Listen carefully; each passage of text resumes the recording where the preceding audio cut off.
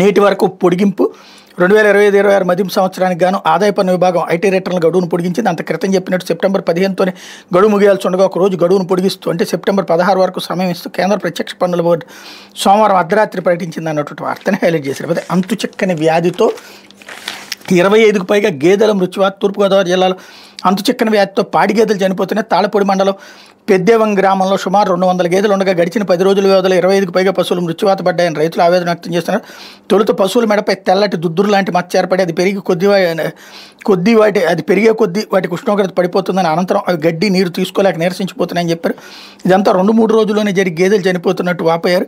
ఈ నెల 13న కాకినాడ ప్రాంతీయ పశురోగ నిర్ధారణ సంస్థ, విజయవాడలోని వెటర్నరీ బయాలజికల్ రీసెర్చ్ ఇన్స్టిట్యూట్ నుంచి ప్రయోగశాల వైద్య బృందం వ్యాధి సోకిన గేదెలను పరిశీలించి పశువులు తినే గ్రాసం, తాగే నీరు, పశువుల మలమూత్రాలు, పాలు తత్తిరాన్ని సేకరించి ప్రయోగశాలకు తీసుకెళ్లిన సోమవారం సైతం గన్నవరం నుంచి పశు వైద్య కళాశాల ప్రయోగశాల నుంచి వచ్చిన అధ్యాపకులు గేదెలను పరిశీలించి నమూనాలు సేకరించారు. దీనిపై కొవ్వూరు పశు వైద్య సహాయ సంచాలకుడు వెంకటరెడ్డి మాట్లాడుతూ ప్రయోగశాల నివేదిక రావాల్సి ఉందని, అప్పుడే వ్యాధి ఏంటో తెలుస్తుందని చెప్పారు. ప్రస్తుతం నీరసించిన పశువులకు వైద్యం అందిస్తున్నామని తెలిపారు. మరోవైపు ఈ వ్యాధి సోకిన వాటితో మిగతా పశువులు ఉంటే వాటికి సోకుతుందేమన్న భయంతో గ్రామంలో ఇప్పటివరకు 50 పైగా పశువులను సంతల్లో అమ్మేశామని, చనిపోయిన ఒక్కో గేదె విలువ సుమారు 1,50,000 దాకా ఉంటుందని రైతులు తెలిపారు అన్నటువంటి వార్తని హైలైట్ చేశారు.